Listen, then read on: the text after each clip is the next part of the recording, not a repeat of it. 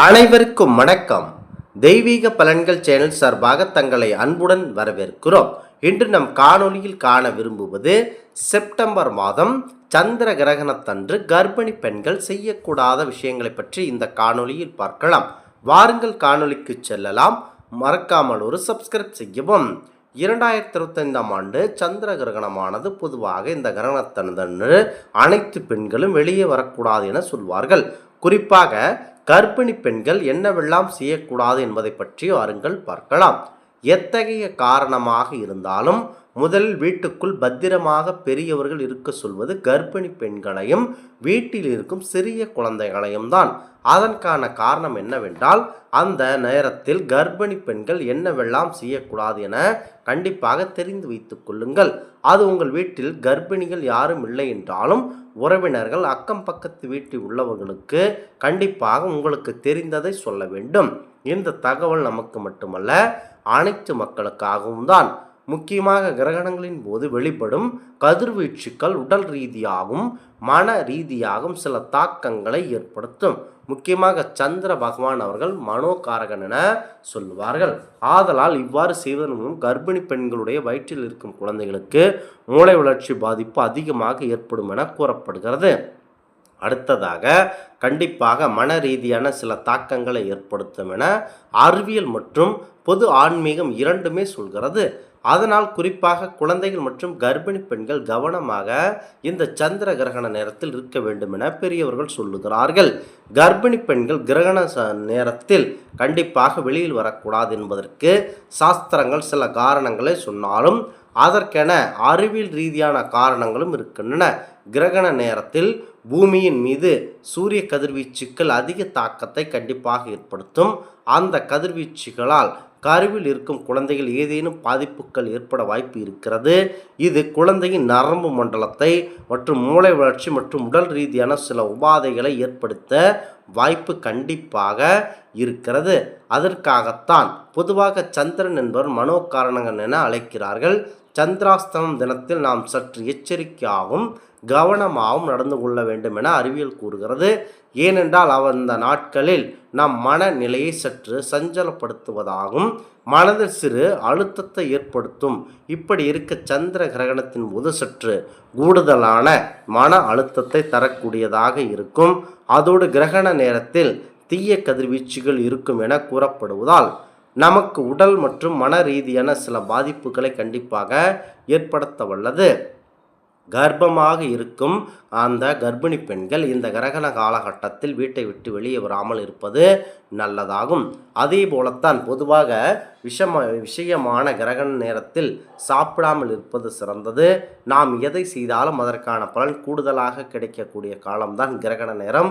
அதற்கான காரணமாக நாம் உண்ணும் உணவு சாதாரணமாக செரிப்பதற்கு சிறிது நேரம் எடுத்துக்கொள்ளும். ஆனால் கிரகண நேரத்தில் நாம் உணவு எடுத்துக்கொண்டாலும் நம் வயிற்றில் உணவு இருந்தாலும் அதனால் செரிமான பிரச்சனைகள் கண்டிப்பாக உண்டாகும். இதனால் அந்த பெண்கள் கர்ப்பிணி பெண்கள் அவரின் வயிற்றில் உள்ள குழந்தை பாதிப்பு ஏற்படுத்தலாம். ஆதலால் நீங்கள் கண்டிப்பாக இந்த கிரகண நேரத்தில் உணவை சற்று மெதுவாக மற்றும் அதாவது குறைந்த அளவு மட்டுமே சாப்பிடுவதற்கு நல்லது. தர்ப்பை புல் கிரகண நேரத்தில் வெளியாகும் தீய கதிர்வீச்சுகளை உட்கிரைக்கும் ஆற்றல் கொண்டது.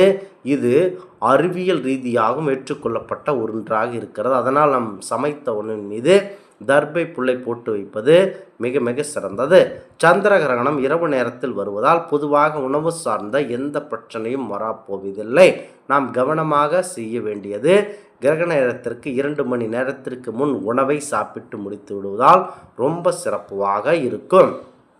பொதுவாக கிரகணங்களால் உண்டாகும் கதிர்வீச்சுக்கள் மன அழுத்தம் சார்ந்த பிரச்சனைகள் இருப்பதனால் கவன சிதறல் ஏற்படலாம். இதனால் பொதுவாக கிரகண நேரத்தில் பயணங்கள் மேற்கொள்ளாமல் இருப்பது நல்லது. கிரகண நேரத்தில் வெளியூர் மற்றும் வெளியிடங்களுக்கு பயணங்கள் மேற்கொள்வதை கண்டிப்பாக தவிர்த்து விடுங்கள். இதுவே இந்த அறிவுரையாகும். கிரகண நேரத்தில் உணர்வு கொள்ளுதல் கண்டிப்பாக தவறான செயலாகவே பார்க்கப்படுகிறது. இந்த நேரத்தில் உடல் உறவு கொள்வதால் குழந்தை உருவானால் குழந்தைக்கு மனம் சார்ந்த பிரச்சனைகள் கண்டிப்பாக ஏற்படக்கூடும் என சொல்லப்படுகிறது. இதை வெறும் ஆன்மீக காரணமாக மட்டுமே எடுத்துக்கொள்ள தேவையில்லை. அதை தாண்டி கிரகண நேரத்தில் பூமியில் விழுகின்ற கதிர்வீச்சுக்களும் நம்முடைய உடலில் சில தாக்கங்களை ஏற்படுத்துகின்றன என ஆன்மீக ரீதியான உண்மையாகும். அதே போலத்தான் கர்ப்பிணி பெண்கள் அந்த நேரத்தில் எண்ணெய் தேய்த்தல், அரிப்பு அதாவது அரிப்பு ஏற்படும் இடங்களில் சுரிந்து கொள்ளுதல் கூடாது. அப்படி செய்வதால் குழந்தை பிறந்த பின்னர் அந்த பெண் அரிப்பு ஏற்பட்ட அதே இடத்தில் குழந்தைக்கு சற்று மங்கலான மச்சம் போன்று தோன்றக்கூடும் என சொல்லப்படுகிறது. கிரகண சமயத்தில் முக்கியமாக கர்ப்பிணி பெண்கள் அமைதியாக வீட்டில் இருந்தாலே போதும். கிரகணம் முடிந்த பின் காலையில் குளிப்பது சிறந்தது. அதிகப்படியான கதிர்வீச்சின் தாக்கத்தை அது குறைக்கும். கர்ப்பிணி பெண்கள் என்ன சொல்லுகின்றனரோ அதை அவரின் வயிற்றில் உள்ள குழந்தைகள் கேட்குமாம். இதை நீங்கள் கண்டிப்பாக சவுண்ட் சோதனை மூலம் மருத்துவத்துறையினர் நிறைய ஆராய்ச்சிகள் மேற்கொள்ளப்பட்டு இருக்கின்றன. அதனால் இந்த நேரத்தில் நல்ல விஷயங்கள், நேர்மறையான விஷயங்கள் பேசிக்கொண்டிருப்பது ரொம்ப சிறந்தது. அதனால் தான் கர்ப்பிணி பெண்களுக்கு வளைகாப்பு ஆவணி மாதத்தில் அதிகமாக நடத்துகிறார்கள். முக்கியமாக இந்த நேரத்தில் நல்லதையே பேசி நல்ல விதமான ஒரு செயலை மட்டுமே செய்ய வேண்டும். ஜோதிட ரீதியாக பல்வேறு தோஷங்கள் இருந்தாலும் கிரகண தோஷம் சிலர் வாழ்வில் மீள முடியாத இன்னல்களை ஏற்படுத்தி கொண்டுதான் உள்ளது. தோராயமாக ஒரு ஆண்டில் வருடத்திற்கு 4 கிரகணங்கள் ஏற்படுகின்றன.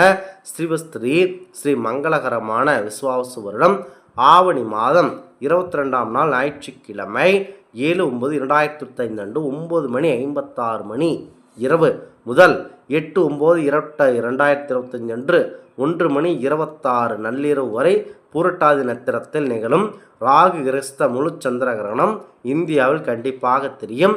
சந்திர கிரகணம் நாளில் 12 ராசியினரும் தவிர்க்க வேண்டிய சில விஷயங்கள் இருக்கின்றன. முக்கியமாக பெண்களானவர்கள் நாங்கள் கூறும் இந்த விஷயங்களை கண்டிப்பாக தவிர்த்து வைத்து கொள்ள வேண்டும். இந்த ஆன்மீக தகவல் உங்களுக்கு பிடித்து இருந்தால் தெய்வீக பலன்கள் சேனலை கண்டிப்பாக சப்ஸ்கிரைப் செய்து கொள்ளவும். மீண்டும் ஒரு நல்லதொரு காணொளியில் உங்களை சந்திக்கிறோம். நன்றி, வணக்கம்.